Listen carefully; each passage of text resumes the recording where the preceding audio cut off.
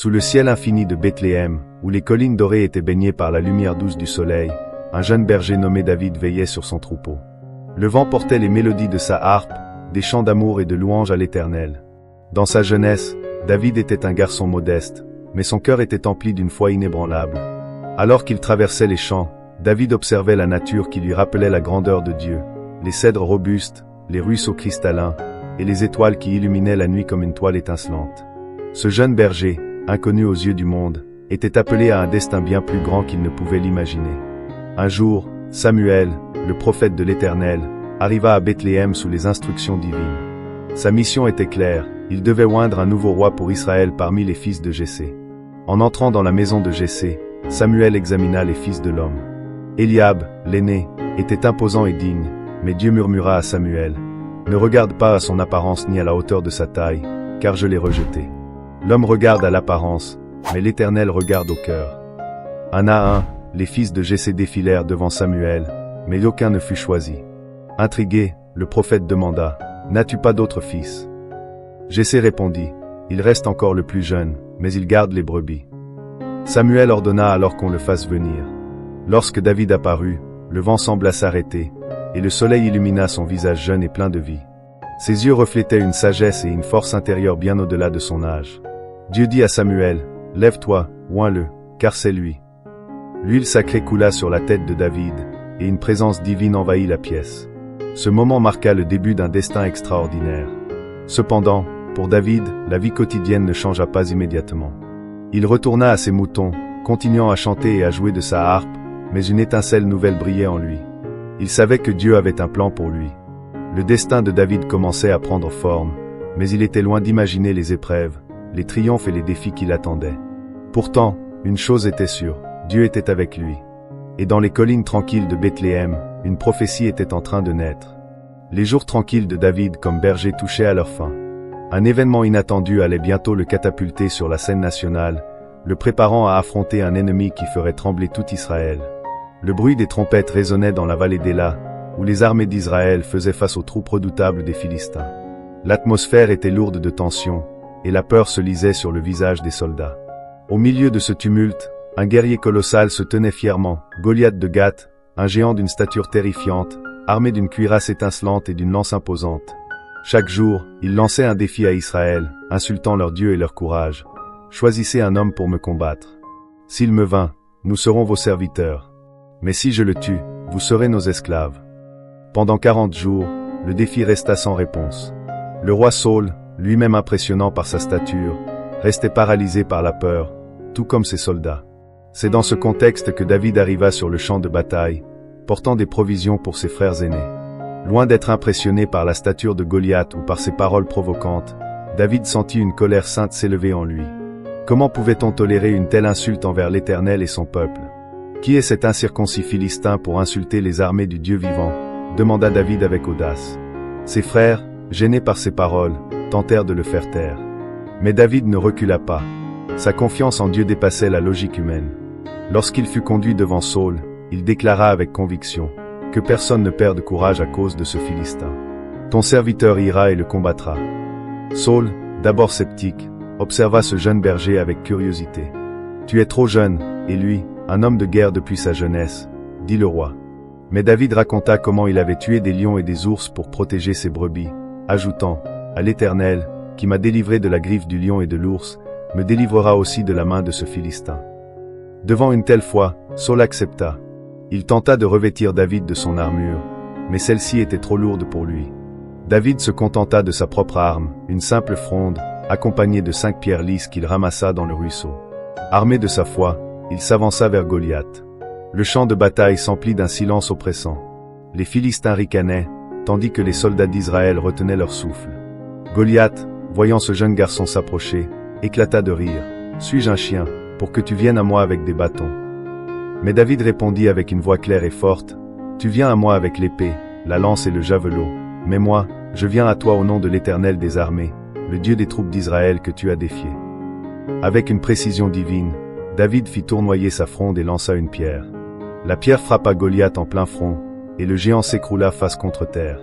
La vallée entière resta figée un instant avant que des cris d'étonnement et de joie ne remplissent l'air. David s'approcha, prit l'épée de Goliath et acheva le Philistin. Ce jour-là, Israël connut une victoire qui resterait gravée dans l'histoire. Les soldats d'Israël, galvanisés par cet exploit, poursuivirent les Philistins et les mirent en déroute.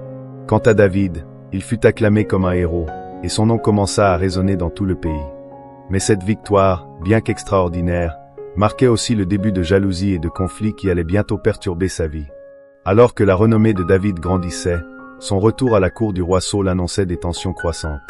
L'amitié sincère qu'il allait former avec Jonathan serait bientôt mise à l'épreuve par une rivalité alimentée par l'envie et la peur. Le retour de David après sa victoire sur Goliath fut triomphal. Partout où il passait, les foules acclamaient son nom. Les femmes dansaient et chantaient. Saül a tué ses milliers, et David ses dizaines de milliers. Ces chants, bien que glorifiant les exploits de David, plantèrent la graine de l'envie dans le cœur du roi Saül. Ce jeune berger, ce héros soudainement acclamé, représentait une menace à sa royauté vacillante. À la cour royale, cependant, une amitié inattendue naquit. Jonathan, le fils de Saül, fut profondément touché par la bravoure et l'humilité de David. Un lien unique se forma entre eux, une amitié qui transcendait les hiérarchies et les ambitions personnelles. Jonathan offrit à David ses propres vêtements, son arc et son épée, scellant une alliance de loyauté et de confiance. « Tu seras toujours comme un frère pour moi », déclara Jonathan, un serment qui allait être mis à l'épreuve à plusieurs reprises. Mais à mesure que David accumulait les victoires militaires et que sa popularité croissait, Saül sombra dans une paranoïa destructrice. Les succès de David lui rappelaient ses propres échecs et la prophétie de Samuel selon laquelle un autre homme, un meilleur que lui, prendrait sa place. Cette pensée l'obsédait. Lors d'un banquet, sous l'emprise de sa jalousie et de son instabilité mentale, Saül tenta de tuer David en lançant une lance. David esquiva de justesse et comprit que sa vie était en danger. Jonathan, fidèle à son amitié, tenta de raisonner son père. « Pourquoi veux-tu tuer David? Il n'a rien fait contre toi. Ses victoires sont aussi celles d'Israël. » Mais les paroles de Jonathan tombèrent dans des oreilles sourdes.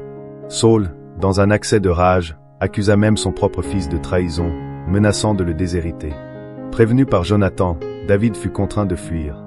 Leur dernier échange fut déchirant. Jonathan, les larmes aux yeux, embrassa son ami et lui dit « Va en paix.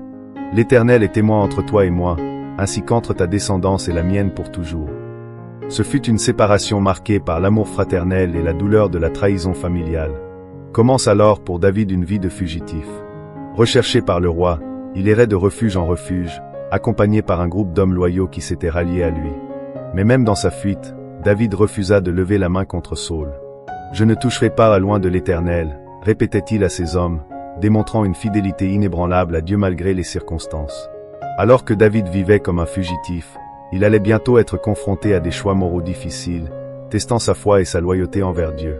Le roi Saül, quant à lui, continuait à être consumé par sa haine, plongeant Israël dans une période de tourmente. David, désormais fugitif, trouva refuge dans les montagnes rocheuses et les grottes isolées du désert de Juda.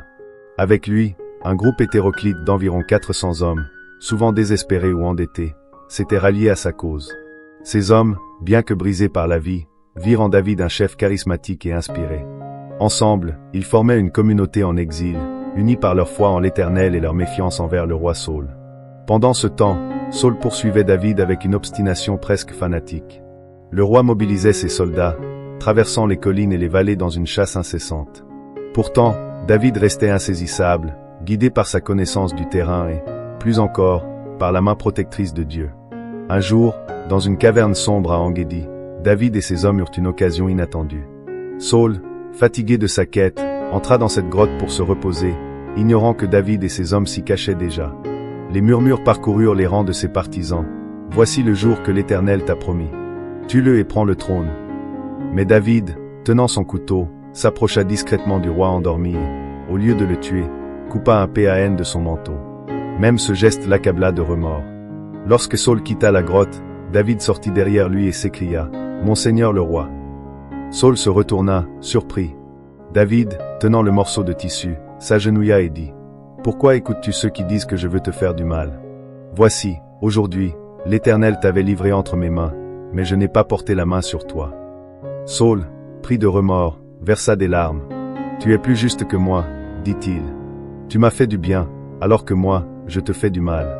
Je sais que tu régneras sur Israël. » Mais ces paroles de réconciliation furent éphémères. Bientôt, l'envie et la colère reprirent le dessus, et la chasse recommença. Malgré ces épreuves, David restait fidèle à son Dieu et à ses principes. Il écrivait des psaumes dans lesquels il exprimait sa détresse, mais aussi sa confiance en l'Éternel. L'Éternel est mon refuge et ma forteresse. Ses prières étaient un témoignage de sa foi inébranlable dans la providence divine. Cependant, la vie de fugitif apportait des dilemmes moraux constants. Lorsque David et ses hommes souffrirent de la faim, il prit les pains de proposition dans le sanctuaire, un acte risqué mais nécessaire. Plus tard, il dut feindre la folie devant le roi des Philistins pour sauver sa vie, un moment d'humilité qui montrait que même un futur roi n'était pas à l'abri de la peur. Alors que la persécution de Saul se poursuivait, les chemins de David et du roi allaient converger à nouveau, cette fois dans un contexte de guerre imminente contre les Philistins. Une nouvelle opportunité de leadership pour David se profilait à l'horizon. Les jours de David en tant que fugitif touchèrent à leur fin lorsque la guerre éclata entre Israël et les Philistins.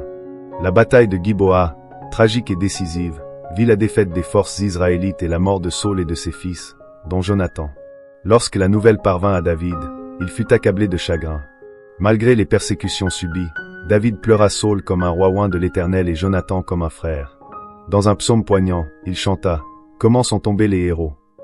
Après la mort de Saul, les tribus de Juda vinrent à David et l'honnirent comme roi de Juda à Hébron. Cependant, Israël restait divisé. Ish-Bosheth, fils survivant de Saul, fut proclamé roi par Abner, chef de l'armée de Saul. Pendant plusieurs années, une guerre civile opposa les partisans de David à ceux d'Ish-Bosheth. David, bien qu'un habile stratège, évitait de verser inutilement le sang israélite. Il attendait que Dieu accomplisse sa promesse. Finalement, Abner, désillusionné par l'incapacité d'Ish-Bosheth à régner efficacement, se rallia à David. Peu après, la mort d'Ish-Bosheth permit à David d'être reconnu comme roi de tout Israël. Les tribus vinrent à Hébron et déclarèrent « Nous sommes tes os et ta chair. » Autrefois, même lorsque Saul était roi, c'est toi qui conduisais Israël. L'Éternel t'a dit « Tu paîtras mon peuple. » Ainsi, David fut un roi d'Israël, unifiant les tribus sous sa gouvernance. Le premier acte majeur de David en tant que roi fut de conquérir Jérusalem, une ville stratégique qui devint la capitale d'Israël. La forteresse des Jébusiens tomba rapidement grâce à un assaut audacieux dirigé par ses hommes les plus fidèles. Jérusalem, bientôt appelée « la cité de David », devint le symbole de l'unité et du renouveau pour Israël. David apporta l'arche de l'Alliance à Jérusalem dans une procession jubilatoire, dansant devant l'Éternel avec une joie débordante. Cet événement renforça son lien avec Dieu et établit Jérusalem non seulement comme le centre politique, mais aussi comme le cœur spirituel de la nation. Cependant, sa ferveur religieuse ne fut pas sans controverse. Michal, sa femme et fille de Saul, le méprisa pour ce qu'elle considérait comme une conduite indigne d'un roi. Mais David répondit avec humilité, « Je m'humilierai encore plus devant l'Éternel. » Sous le règne de David, Israël prospéra. Ses talents militaires et son sens politique consolidèrent les frontières du royaume. Des alliances furent établies, des ennemis vaincus, et le peuple jouit d'une paix relative. Cependant, David savait que ce succès venait de l'Éternel, et il ne cessa de le remercier à travers des psaumes et des prières. Alors que David consolidait son règne, une faiblesse humaine allait le conduire à un acte qui marquerait un tournant décisif dans sa vie. Ce moment de chute mettrait à l'épreuve sa foi, sa repentance, et son rôle en tant que roi choisi par Dieu. Le règne de David était marqué par la prospérité et la stabilité. Israël, sous sa gouverne, atteignait un âge d'or. Pourtant, au sommet de son pouvoir, David connut un moment de faiblesse qui allait changer sa vie et celle de son royaume pour toujours. Un soir, alors que ses armées combattaient les Ammonites, David resta à Jérusalem. Depuis le toit de son palais, il aperçut une femme d'une beauté saisissante se baignant. Son nom était Bethsabée, l'épouse d'Uri, un de ses soldats les plus fidèles. Envoûté, David fit venir Bethsabée et commit l'adultère avec elle.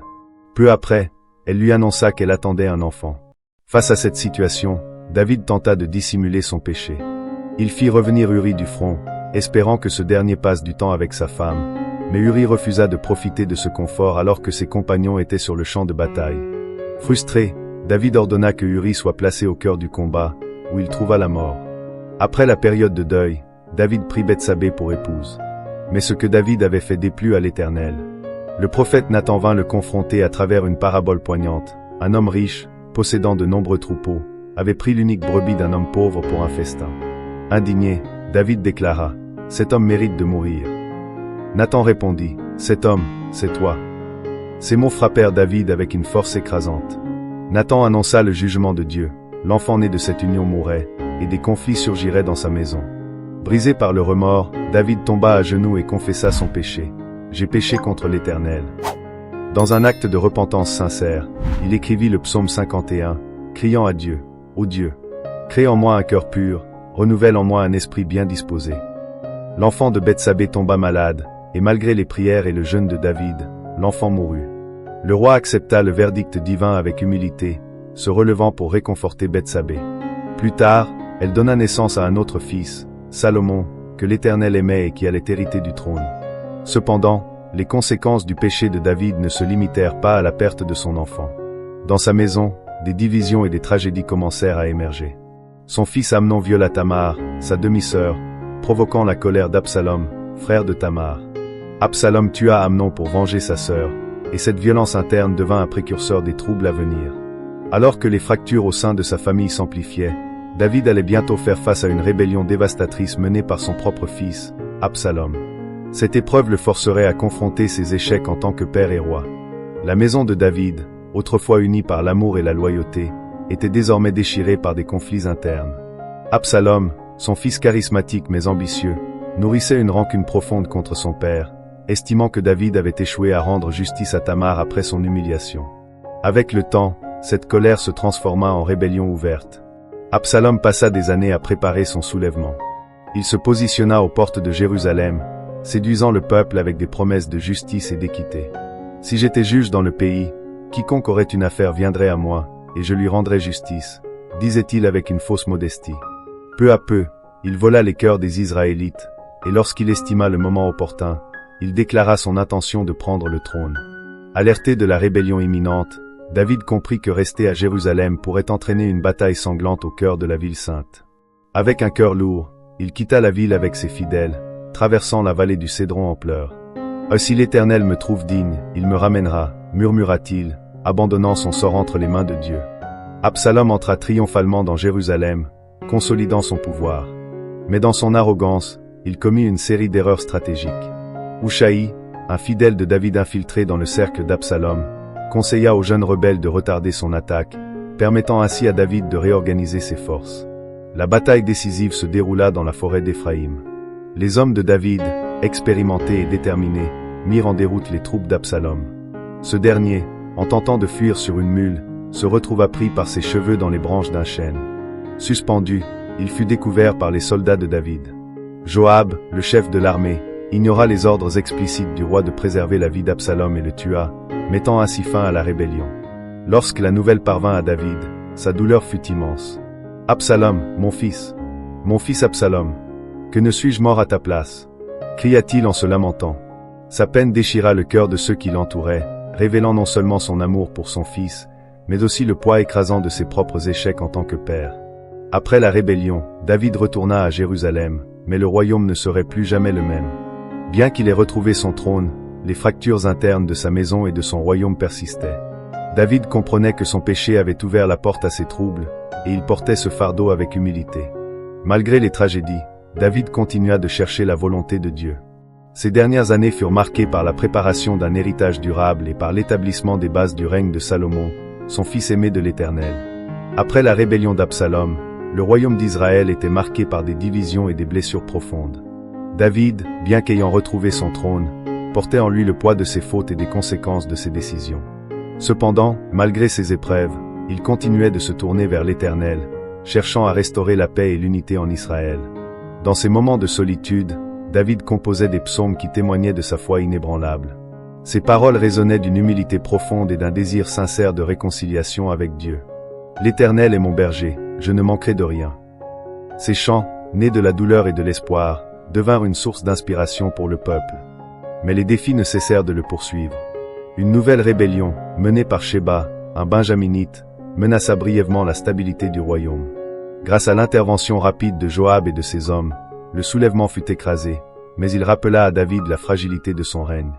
Dans cette période de tourmente, David trouva du réconfort dans la préparation de son héritage spirituel et politique. Conscient de l'importance du temple comme lieu de culte central, il rassembla des matériaux précieux, de l'or, de l'argent et du bois, pour la construction de la maison de l'Éternel. Bien qu'il ne soit pas autorisé à bâtir le temple lui-même, à cause du sang versé durant sa vie, il transmit cette mission sacrée à son fils Salomon. Parallèlement, David organisa l'administration du royaume pour garantir une transition harmonieuse.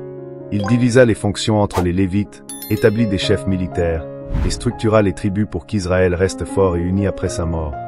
Dans ces dernières années, David continua de méditer sur la promesse divine. « Ta maison et ton royaume seront assurés pour toujours devant moi, et ton trône sera établi à jamais. » Ces paroles de l'Éternel, annoncées par le prophète Nathan, furent pour lui une source de réconfort et de foi.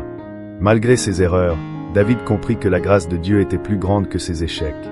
Alors que sa vie touchait à sa fin, David se prépara à passer le flambeau à Salomon. Les derniers jours du roi furent marqués par des paroles de sagesse et un rappel de l'importance de marcher fidèlement devant l'Éternel. Les derniers jours de David furent empreints de sagesse et de sérénité. Affaibli par l'âge mais renforcé par une foi inébranlable, il se concentra sur la transmission de son héritage spirituel et politique à son fils Salomon, choisi par Dieu pour lui succéder. Avant de mourir, David convoqua son fils pour lui donner des instructions précieuses sur le règne à venir. « Sois fort, et montre-toi un homme, dit David à Salomon. Obéis au commandement de l'Éternel ton Dieu, marche dans ses voies et observe ses lois.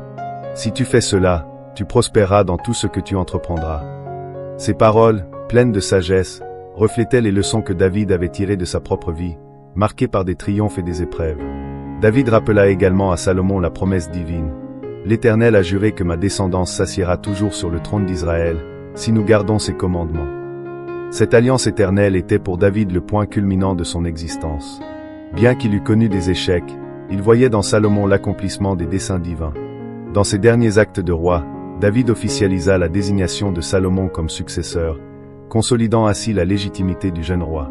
Les chefs d'Israël, les prêtres et les Lévites furent convoqués pour reconnaître Salomon comme roi. David prononça une prière solennelle, louant l'Éternel pour sa fidélité et demandant sa bénédiction sur son fils et sur le royaume. La promesse de construire un temple pour l'Éternel était au centre des préoccupations de David. Bien qu'il ne puisse accomplir cette tâche en raison de son passé guerrier, il fit tout son possible pour préparer Salomon à cette entreprise.